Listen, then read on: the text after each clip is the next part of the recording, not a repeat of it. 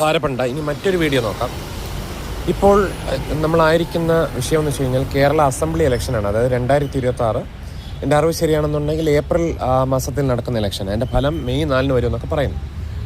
ഈ LDF, UDF, BJP, അപ്പോൾ ഇവിടെ ട്രിവാൻഡ്രത്തൊക്കെ അങ്ങനെയാണ് ത്രികോണ പാർട്ടികൾ. ഇവരെ 3 പേരെയും ജയിപ്പിച്ച് വിട്ടാൽ വരാൻ സാധ്യതയുള്ള ദോഷങ്ങൾ എന്താണെന്ന് നോക്കാം. അതുകൊണ്ട് ആദ്യമേ ഞാൻ പറയുന്നു, by the grace of our lord Jesus ഈ 3 പാർട്ടികൾക്കും ഒരു സപ്പോർട്ട് കൊടുക്കാതിരിക്കാൻ മാക്സിമം നോക്കുക. എല്ലാവരും വോട്ട് ചെയ്യാൻ അപേക്ഷിക്കുമ്പോൾ നമ്മൾ ഡോണ്ട് ഡു എന്നുള്ള അർത്ഥത്തിലാണ് പറയുന്നത്. കാരണം ബൈ ദ ഗ്രേസ് നമ്മൾ ചിന്തിക്കേണ്ട ഒരു കാര്യം എന്ന് വെച്ച് കഴിഞ്ഞാൽ, ഒരു കാര്യം നമ്മൾ എപ്പോഴും മനസ്സിലാക്കണം. Stand fast with liberty wherewith ക്രൈസിസ് made us and be not entangled again with the yoke bondage.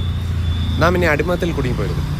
LDF ഈ ഒരു 10 വർഷം കൊണ്ട് ചെയ്ത ക്രൂരതകളും അതുപോലെ തന്നെ ആ ഡോക്ടർ വന്ദന ദാസിനെ കൊല്ലാനായിട്ട് പോലീസ് സംവിധാനങ്ങളും അതിലുള്ള ഒരു നെഗ്ലിജൻസും പോലീസുകാരുടെ ഒരു എന്താ പറയണ്ടേ നെപ്പോട്ടിസം, സ്വജന പക്ഷപാതവും അങ്ങനെയൊക്കെ എല്ലാം നമ്മൾ കണ്ടു. പിണറായി വിജയനെ പിന്നെ പ്രത്യേകിച്ച് പറയേണ്ട കാര്യമില്ലല്ലോ. അതിനേക്കാളും നമ്മുടെ പുത്തങ്കട വിജയൻ ഭേദമാണ്.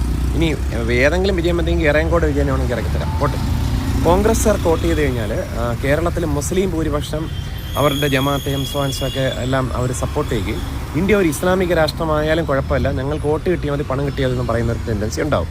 അപ്പോൾ അത് ഇറാനെ പോലെ ഇന്ത്യ ആകാൻ ഒരു കാരണവശാലും സമ്മതിക്കരുത്.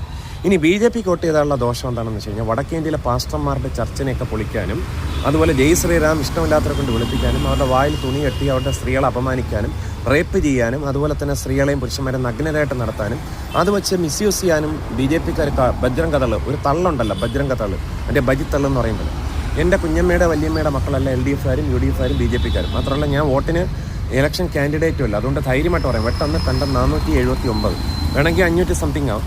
അതുകൊണ്ട് ഈ 3 പാർട്ടികൾക്കും കഴിവത് വോട്ട് ചെയ്യാതിരിക്കാൻ മാക്സിമം ശ്രമിക്കുക.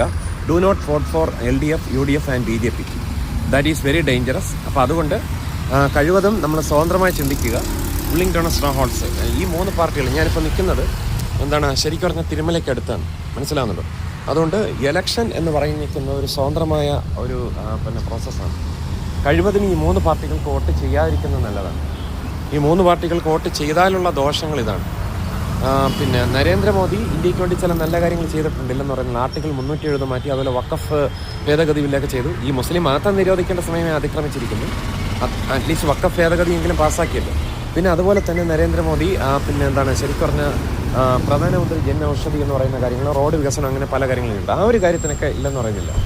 പിന്നെ പിണറായി വിജയൻ്റെ ഉടായ്പകളും പിന്നെ അതുപോലെ കോൺഗ്രസ്സുകാരുടെ ഉടായ്പകളും BJPക്കാർ വടക്കേ ഇന്ത്യയിലെ ചർച്ചകൾക്കെതിരെ ചെയ്യുന്നത് എന്താണെന്നൊക്കെ നമുക്കറിയാമല്ലോ. അതുകൊണ്ട് 3 പാർട്ടികൾക്കും കഴിയുന്നിടത്തോളം നല്ല കാര്യങ്ങൾ ഏറ്റെടുക്കുക, അവരോട് ഒരു അല്പ ഡിസ്റ്റൻസ് പാലിക്കുന്നതല്ലാണ്. പ്രത്യേകിച്ച് നമ്മളെ രക്ഷിക്കട്ടെ നമുക്ക് എന്ത് ചെയ്യാം, ആത്മാർത്ഥമായിട്ട് ആഗ്രഹിക്കാം.